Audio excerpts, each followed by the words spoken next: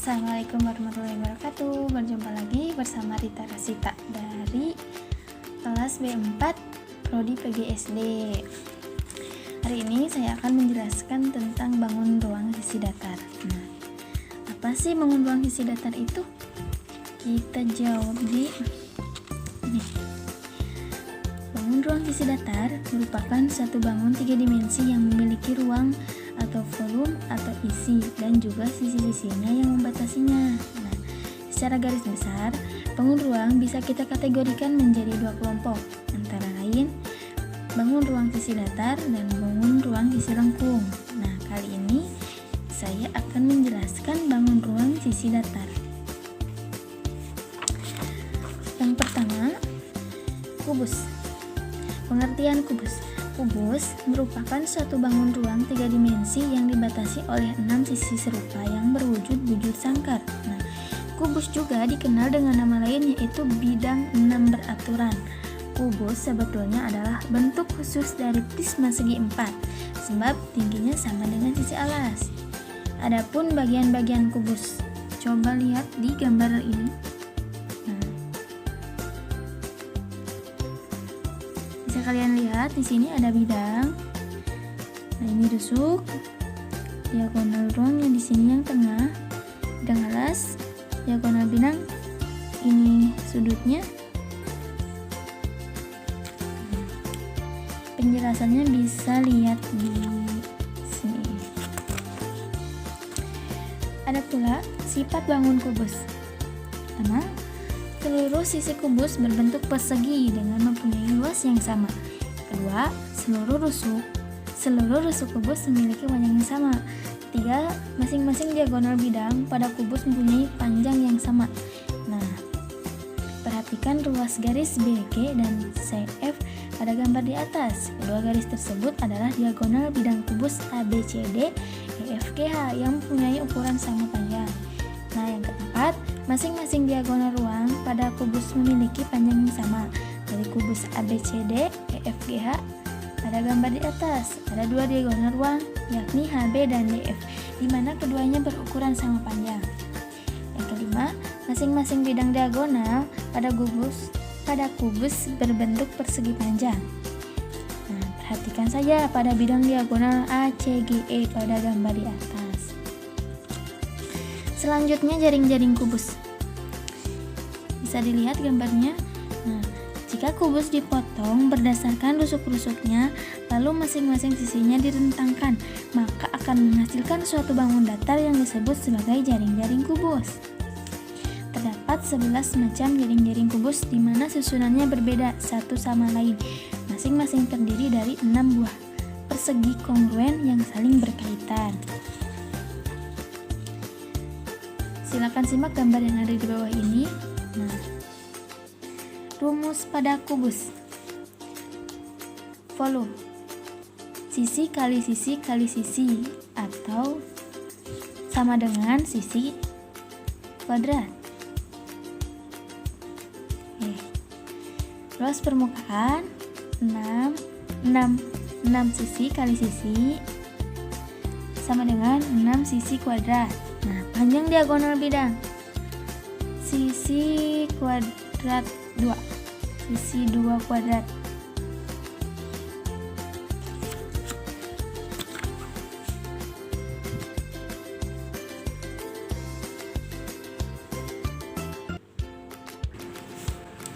Selanjutnya, balok. Nah, pengertian balok. Balok adalah suatu bangun ruang yang mempunyai 3 pasang sisi segi 4, di mana pada masing-masing sisinya yang berhadapan mempunyai bentuk serta ukuran yang sama. Berbeda halnya dengan kubus di mana seluruh sisinya kongruen berbentuk persegi, dan pada balok hanya sisi yang berhadapan yang sama besar, serta tidak seluruhnya berbentuk persegi, kebanyakan berbentuk persegi panjang. Ada pula bagian-bagian balok. Bisa dilihat gambarnya. Nah, pada masing-masing dari bangun ruang sisi datar yang satu ini sama seperti yang ada pada kubus. Suatu balok terdiri dari sisi sudut, diagonal bidang, diagonal ruang, serta yang terakhir yaitu bidang diagonal.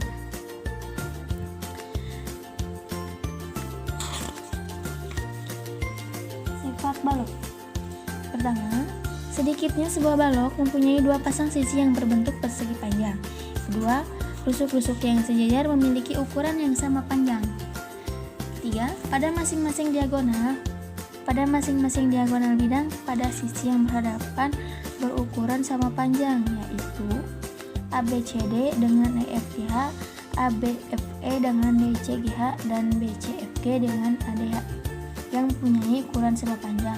Keempat, masing-masing diagonal ruang pada balok mempunyai ukuran yang sama.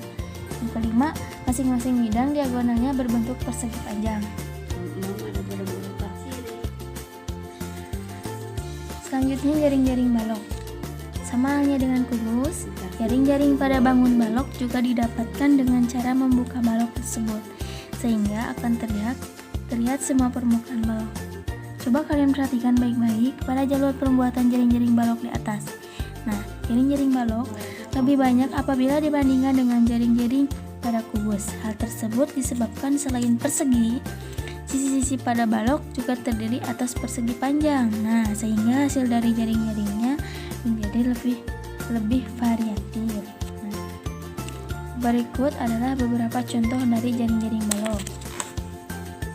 Nah, ini bisa di zoom. Rumus pada balok. Rumus mencari volume P kali L dikali T. Luas permukaan 2 dalam kurung PL plus PT plus LT. Tutup. Panjang diagonal bidang dan panjang diagonal ruang. Selanjutnya prisma.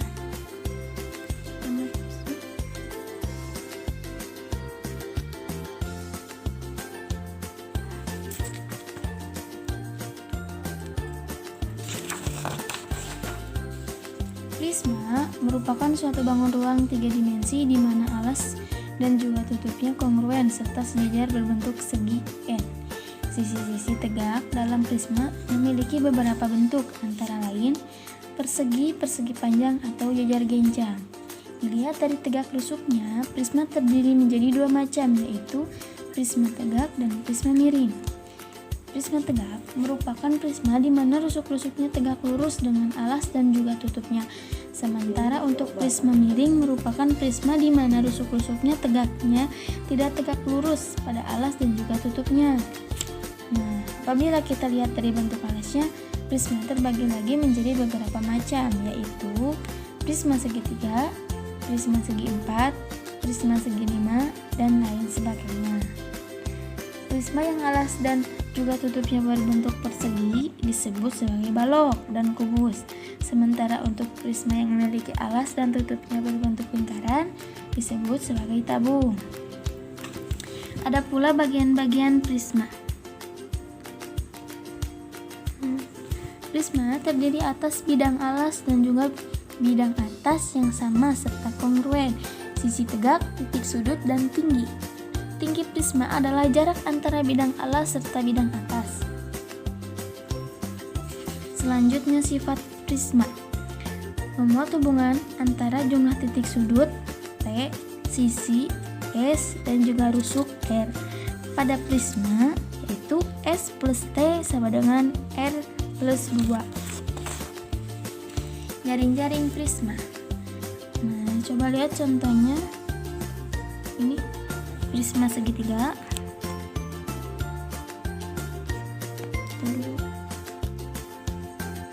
Prisma segi 5, prisma segi 6. Nah, rumus pada prisma. Volume, luas alas kali tinggi. Jika mencari luas permukaan, 2 kali luas alas plus keliling alas kali tinggi. Selanjutnya limas. Pengertian limas. Limas merupakan suatu bangun ruang 3 dimensi yang dibatasi oleh alas berbentuk segi N. Dapat berupa segitiga, segi 4, segi 5, dan lain-lain. Serta bidang sisi tegak berbentuk segitiga yang berpotongan di satu titik puncak. Bisa dilihat gambarnya.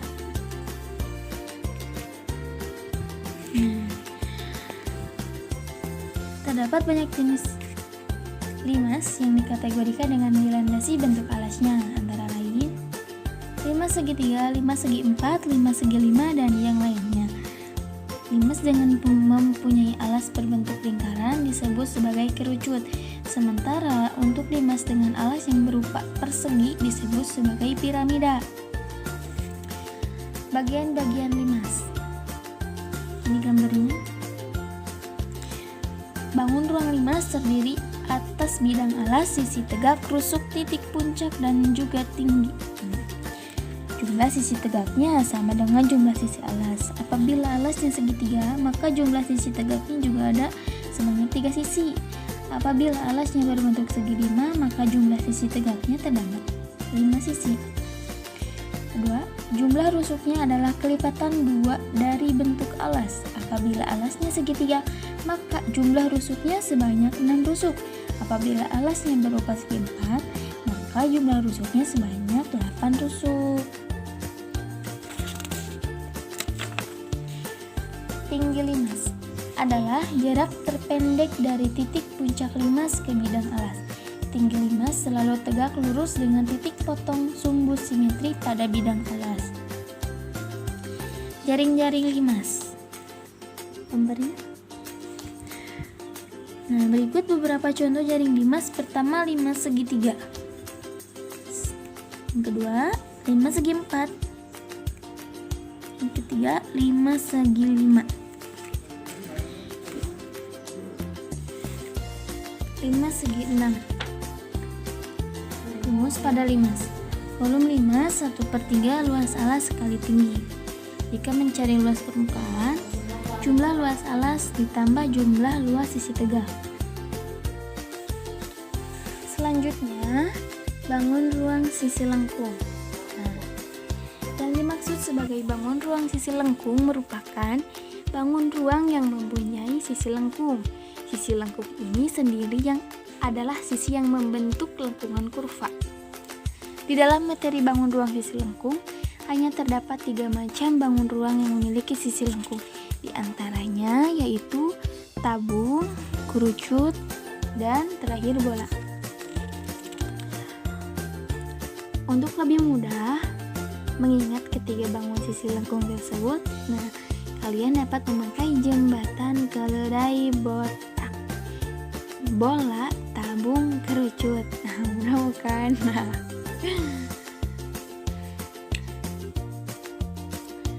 sementara dalam materi bangun sendiri dibagi menjadi 2 macam, yakni bangun ruang sisi datar serta bangun ruang sisi lengkung yang akan kita bahas di atas ini.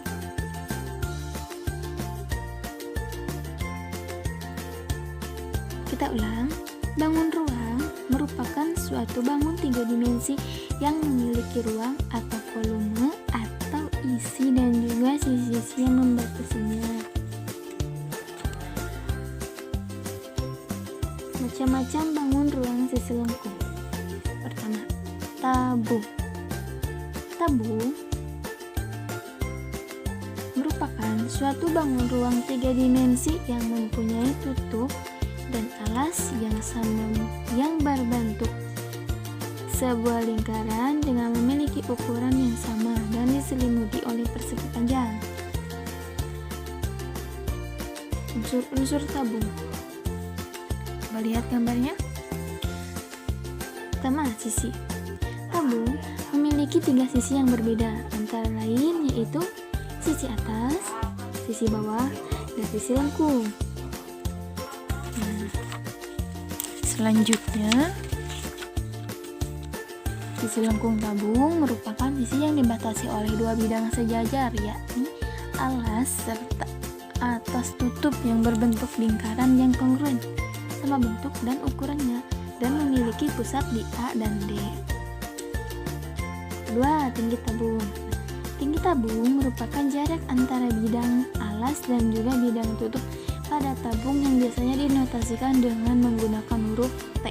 Berdasarkan dari gambar di atas, tinggi tabung tersebut itu AD. 3. Jari-jari tabung. Jari-jari lingkaran biasanya dinotasikan dengan huruf R. sisi alas tabung merupakan CD serta sisi tutup tabung merupakan AB. 4. Diameter tabung. Diameter tabung biasanya dinotasikan dengan menggunakan huruf D. Diameter alas tabung yaitu CC serta diameter tutup tabung yaitu BB. Selanjutnya sifat tabung. Tabung memiliki 3 buah sisi, 1 persegi panjang dan 2 lingkaran. Tabung tidak memiliki rusuk. Tabung tidak memiliki titik sudut, tidak memiliki bidang diagonal, tidak memiliki diagonal bidang. Tabung memiliki sisi alas serta sisi atas berhadapan yang kongruen. Tinggi tabung merupakan jarak titik pusat bidang lingkaran alas dengan titik pusat lingkaran atas. Bidang tegak tabung berwujud lengkungan yang disebut sebagai selimut tabung. Jaring-jaring tabung berwujud 2 buah lingkaran serta 1 persegi panjang.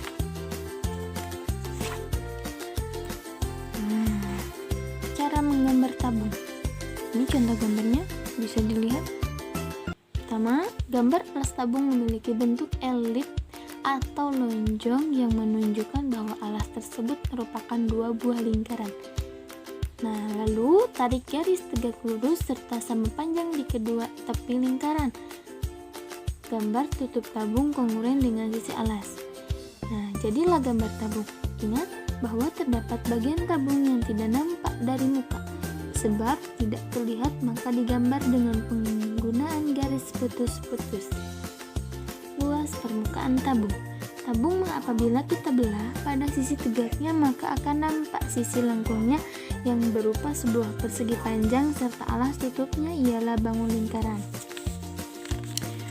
Selanjutnya, rumus pada tabung. Bisa dilihat di rumusnya anak-anak.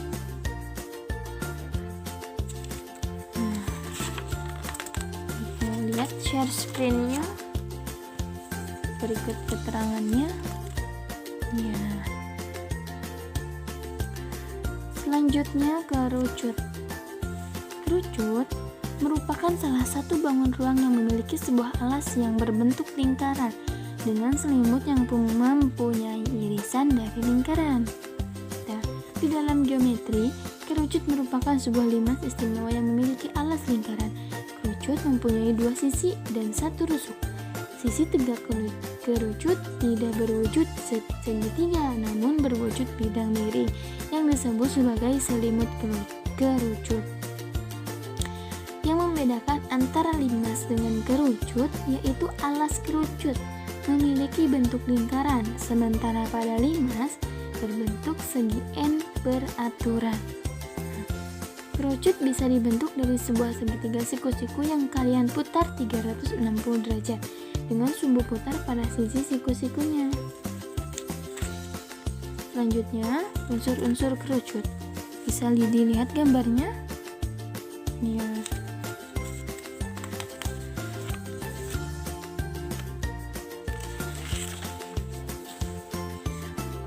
Satu, bidang alas. Yakni sisi yang berbentuk lingkaran, daerah yang di raster. Kedua, diameter bidang alas atau D merupakan ruas garis AB. 3. Jaring-jaring bidang alas atau R merupakan garis OA serta ruas garis OB. Keempat, tinggi kerucut atau T, yakni jarak dari titik puncak kerucut ke pusat bidang alas, ruas garis CO. 5. Selimut kerucut merupakan sisi kerucut yang tidak di raster. Keenam, garis pelukis atau S merupakan garis-garis pada selimut kerucut yang ditarik dari titik puncak C ke titik pada lingkaran. Selanjutnya, sifat kerucut. Terdapat beberapa sifat pada bangun ruang kerucut yaitu 1. Kerucut memiliki 2 sisi. 2. Kerucut tidak memiliki rusuk. 3. Kerucut memiliki 1 titik sudut. 4. Jaring-jaring kerucut terdiri atas lingkaran serta segitiga. 5. Tidak memiliki bidang diagonal. 6. Tidak memiliki diagonal bidang. Rumus pada bangun ruang kerucut. Rumus untuk menghitung volume bisa dilihat. Ini rumusnya. Nah, Rumus untuk menghitung luas alas ditambah luas selimut. Ini untuk keterangan.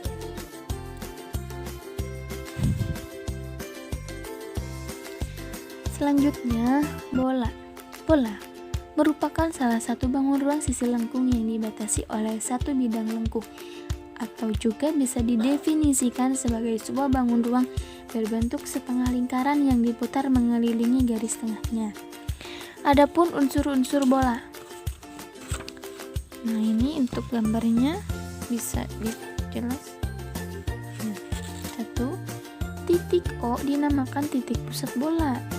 Ruas garis OA dinamakan sebagai jari-jari bola. Ruas garis CD dinamakan sebagai diameter bola. Apabila kalian perhatikan, ruas garis AB juga merupakan diameter bola. AB bisa juga dikatakan sebagai tinggi bola. Sisi bola merupakan sekumpulan titik yang memiliki jarak sama kepada titik O. Sisi tersebut dinamakan sebagai selimut atau kulit bola. Ruas garis ACB dinamakan sebagai tali busur bola. Ruas-ruas garis pada selimut bola yakni ACBDA yang juga dinamakan sebagai garis pelukis bola. Selanjutnya, sifat bola. Pertama, bola memiliki satu sisi serta satu titik pusat. 2. Bola tidak memiliki resuk. Ketiga, bola tidak memiliki titik sudut. 4. Tidak memiliki bidang diagonal. Kelima, tidak memiliki diagonal bidang. Keenam, sisi bola disebut sebagai dinding bola. 7. Jarak dinding ke titik pusat bola disebut sebagai jari-jari. 8. Jarak dinding ke dinding serta melewati titik pusat disebut sebagai diameter. Selanjutnya, rumus pada bola. Rumus untuk menghitung volume bola yaitu rumus untuk menghitung luas bola yakni